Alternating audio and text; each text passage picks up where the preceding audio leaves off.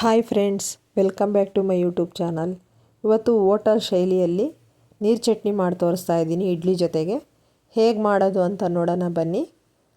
ಮೊದಲು ಸ್ಟವ್ ಮೇಲೆ ಒಂದು ಪಾನ್ ಇಟ್ಕೊಂಡು ಅದಕ್ಕೆ 2 ಟೀ ಸ್ಪೂನ್ ಎಣ್ಣೆ ಹಾಕ್ಕೊತಾ ಇದ್ದೀನಿ. ಅದು ಕಾದ ನಂತರ ಒಂದು ಹಿಡಿಯಷ್ಟು ಕಡಲೆ ಬೀಜನ ಹಾಕ್ಕೊತಾ ಇದ್ದೀನಿ.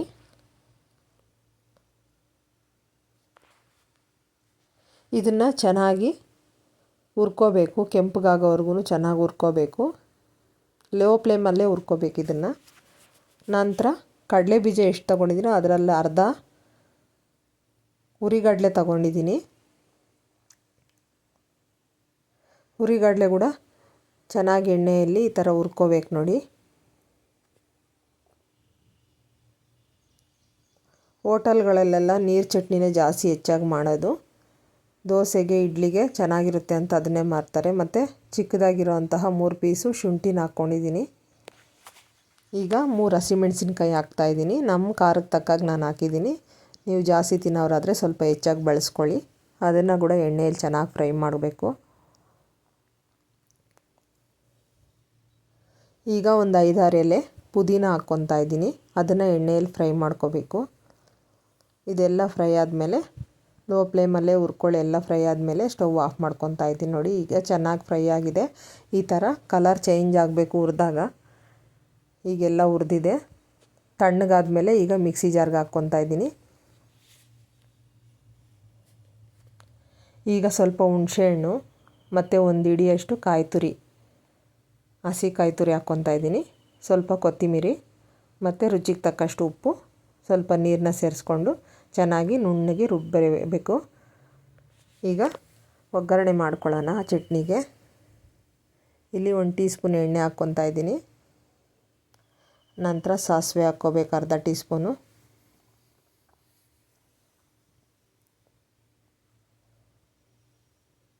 ನೋಡಿ, ಚಟ್ನಿ ರುಬ್ಬಿರೋದು ಈ ಥರ ರುಬ್ಬಿದ್ದೀನಿ, ರೆಡಿಯಾಗಿದೆ. ಈಗ ಸ್ವಲ್ಪ ಕರಿಬೇವು ಮತ್ತು 2 ಒಣಮೆಣಸಿನ್ಕಾಯಿ ಹಾಕಿದ್ದೀನಿ. ಇದನ್ನು ಕೂಡ ಎಣ್ಣೆಯಲ್ಲಿ ಫ್ರೈ ಮಾಡಿಕೊಂಡು ಚಟ್ನಿಗೆ ಬೆರೆಸ್ಕೊತಾ ಇದ್ದೀನಿ ನೋಡಿ. ತುಂಬ ಸಿಂಪಲ್ಲು ಮತ್ತು ಕಡಿಮೆ ಇಂಗ್ರೀಡಿಯೆಂಟ್ಸು. ಬೆಳಗ್ಗೆ ಮಾರ್ನಿಂಗ್ ಬ್ರೇಕ್ಫಾಸ್ಟಿಗೆ ಮಾಡೋದಾದರೆ ತುಂಬ ಈಸಿಯಾಗಿ ಆಗೋಗುತ್ತೆ ಇದು ನೋಡಿ. ಈ ರೀತಿ ರೆಡಿಯಾಗಿದೆ ನೀರು ಚಟ್ನಿ.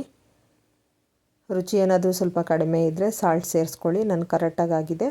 ನೀರು ಸ್ವಲ್ಪ ಬೇಕಂದರೆ ಇನ್ನೂ ತಿಳಿಯಾಗಿ ಮಾಡ್ಕೋಬೋದು. ನಾನು ಈ ರೀತಿ ಮಾಡಿದ್ದೀನಿ ಸಾಕು ಅಂತ. ಈಗ ಇಡ್ಲಿ ಜೊತೆಗೆ ನೀರು ಚಟ್ನಿ ರೆಡಿಯಾಗಿದೆ. ನೋಡ್ತಾ ಇರ್ಬೋದು, ಇಡ್ಲಿ ಸಾಫ್ಟಾಗಿ ಬಂದಿದೆ. ಈ ಥರ ಇಡ್ಲಿ ಮೇಲೆ ಈ ಥರ ಚಟ್ನಿ ಹಾಕ್ಕೊಂಡು ತಿನ್ನಬೇಕು. ಈ ಥರ ತಿಂದರೆ ತುಂಬ ಟೇಸ್ಟಿಯಾಗಿರುತ್ತೆ ಈ ಚಟ್ನಿ. ನೀವು ಕೂಡ ಟ್ರೈ ಮಾಡಿ. ಹೇಗೆ ಬಂತು ಅಂತ ನನಗೆ ಕಮೆಂಟಲ್ಲಿ ತಿಳಿಸ್ರಿ. ನಮ್ಮ ರೆಸಿಪಿಗಳು ಇಷ್ಟ ಆದರೆ ಫ್ರೆಂಡ್ಸು ಮತ್ತು ಫ್ಯಾಮಿಲಿಗೆ ಶೇರ್ ಮಾಡಿ. ನಮ್ಮ ಚಾನಲ್ನ ಇನ್ನೂ ಯಾರು ಹೊಸ್ದಾಗಿ ನೋಡ್ತಾ ಇದ್ದೀರಾ, ಸಬ್ಸ್ಕ್ರೈಬ್ ಮಾಡದೆ ನೋಡ್ತಾ ಇದ್ದರೆ ಪ್ಲೀಸ್ ಸಬ್ಸ್ಕ್ರೈಬ್ ಮಾಡ್ಕೊಂಡು ನೋಡಿ. ಪಕ್ಕದಲ್ಲೇ ಬರುವಂತಹ ಬೆಲ್ ಐಕಾನನ್ನು ಕ್ಲಿಕ್ ಮಾಡಿ. Thank you.